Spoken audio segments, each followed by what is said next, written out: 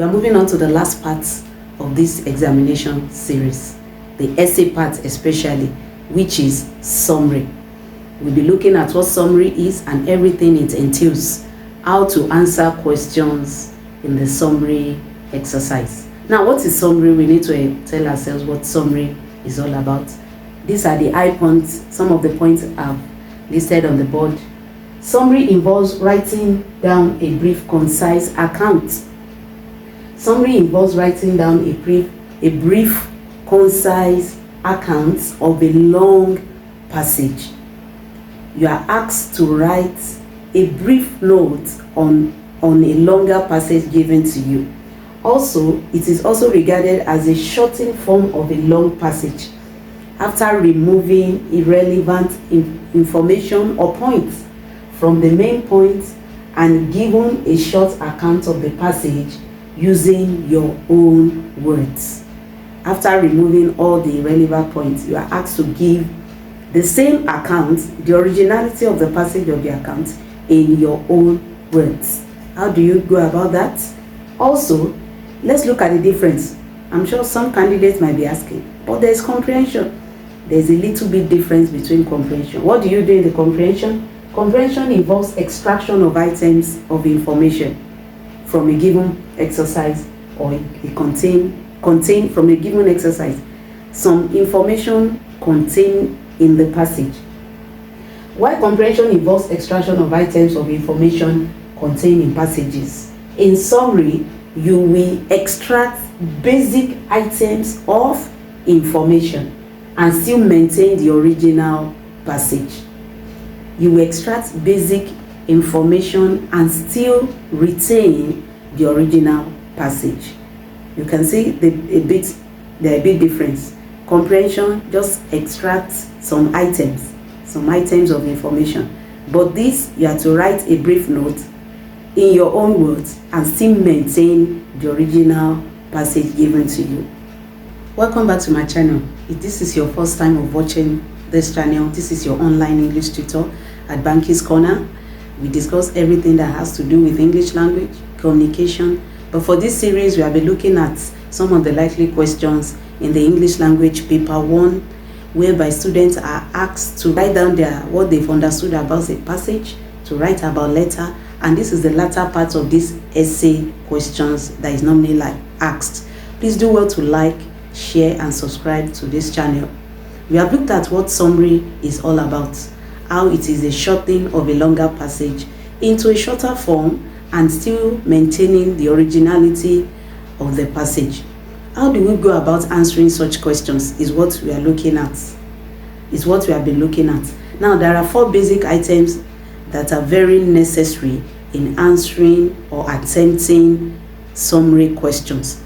The first one here is what we call brevity. Candidate needs to understand this. When we talk about brevity in summary writing, what do we mean? We talked about being brief and concise. Being brief and concise in your answers. Candidates tend to write a longer version of answers, which does not really earn them any mark. It's rather deducts from their marks. So when we talk about brevity, we are talking about how to be brief. Summary writing talks about shortening, how to be brief and yet be concise in the information you are giving in your summary. Be concise in your answers. How do we go about that? That means no additional information must be added aside from the main points. No additional information must be added. The brevity of a passage speaks a lot about the candidate that is answering or attempting summary questions. You need to be brief. You need to be concise, because the originality of the passage is what the examiner is looking for. No additional language or no additional information must be brought outside the information given in the summary passage. No use of flowery language too. Make sure you maintain the originality. Another thing that the candidate needs to observe is the relevance of the passage. If you are asked to summarize, your information must be relevant to the passage you are talking about. You are trying to summarize. Remember, you are putting a longer passage into a shorter form. Your information given, or the information given, must be relevant. Do not bring your own idea of what you experience. Maybe what the passage is talking about is what you have experienced in the past years. You are now bringing that information to the passage. In that case, you have lost out in terms of brevity and the originality of the passage. So be sure the information you are given is relevant.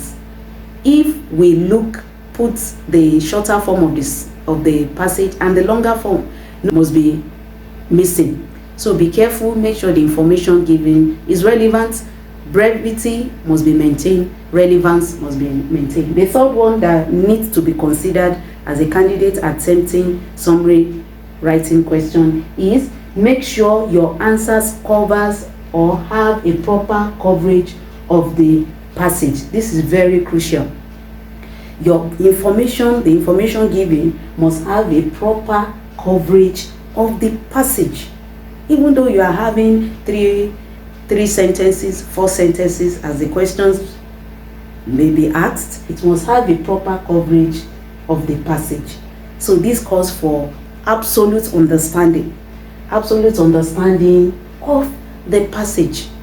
Make sure you read, make sure you digest, make sure you understand what the passage is all about.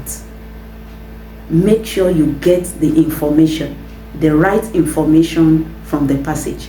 You can't summarize a passage without reading the passage with a clear understanding. Know what the writer is talking about.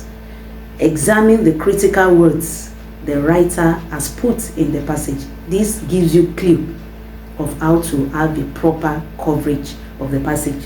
Maybe in 2 sentences, or in 3 sentences, or in 5 sentences, depending on what is asked in the paper.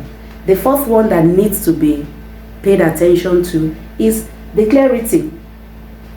If your answer carries brevity, if it's relevant, if it has covered the information you are asked to give, then another point, which is the fourth and very crucial, is the clarity of the passage. How clear is your passage? How clear is it? How coherent is it? We talked about coherence here also. Put down your answers clearly and coherently.